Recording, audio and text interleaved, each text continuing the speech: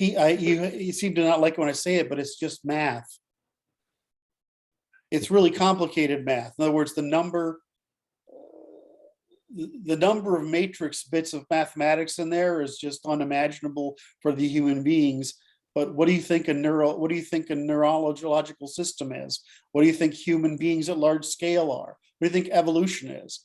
It's just a bunch of matrix math, what we would consider matrix math and states, which is just a Markov chain and vast competition with one another. So of course it's just math. The thing is, you got to understand the principles of mathematics to understand that. Well, the principle of mathematics underneath it is evolutionary computation. In the end, everything's deterministic because you're stuck with having to defeat the Red Queen. Did I go off on a rant there? No, that was good, man. I think it goes to this cellular automata of Wolfram. Well, he just took, again, Conway. Conway, I'm doing my thing of increasing precision for questionable value. Conway invented cellular automata, right? To show that complexity can emerge from very simple rules.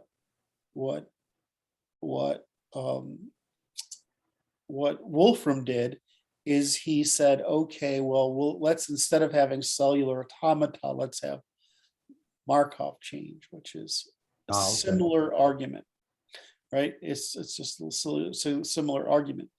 And then he said, let's just, instead of just running one game of life, let's run all these things in parallel and see which ones produce spaces, in other words, universes that look like the universe we have. And so he's basically done that. And I still have that one question I want to ask him because I'm not sure why, but I think it's because I would rather have more fine-tuned control than he does.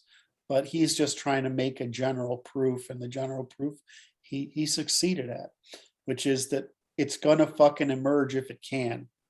And guess what?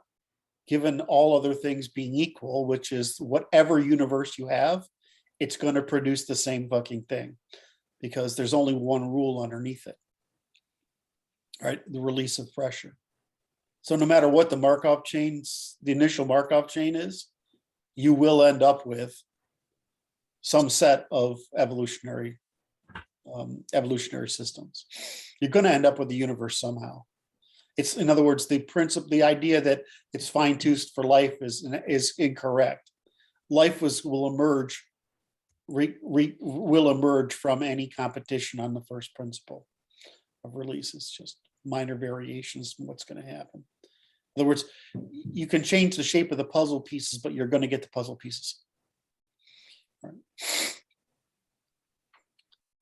Which is a profound contribution. It is. That, I wish I could talk with him so that we could have that conversation, so we could finish closing down philosophy to the sophistry so endemic in philosophy departments. There are no difficult, it's like, look, once you realize that that the missing piece of logic is continuous recursive disambiguation, then almost, all right, and then you lose all the concept of what is it? You think when things don't make sense. You lose all the apparent profundity that's not there. When you operationalize language, you end up with the rest, all the sophistry gone. So when you realize that there's a science of testimony and morality, then that part of philosophy is gone. So what's left with philosophy? It's the determination of a set of preferences, right? Given a given context, and that's all there is left. So it's the philosophy isn't of morality. It's, in other words, there's no truth to be found in philosophy. It's all in science now. It's just preference. And so what should philosophers be talking about? Well, given these constraints of sovereignty, reciprocity, truth, duty, markets, and everything, what is a good for what is the network of goods that we can bring about at this point in time? So there's no more, so this whole idea of search, I mean, I don't know, I listen to these guys and all they do is make me angry now.